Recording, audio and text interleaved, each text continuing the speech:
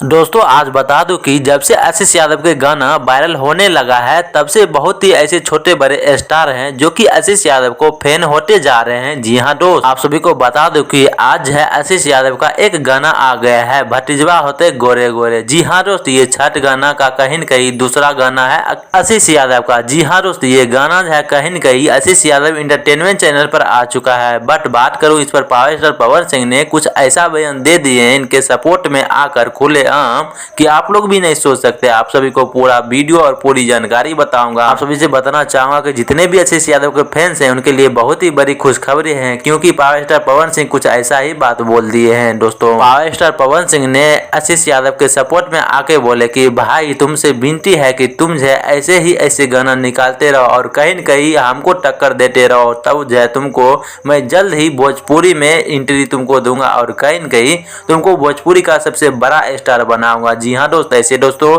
आपकी क्या प्रक्रिया है पावर स्टार पवन सिंह के ऊपर, आशीष यादव के ऊपर, आप सभी कमेंट बॉक्स में बताइएगा।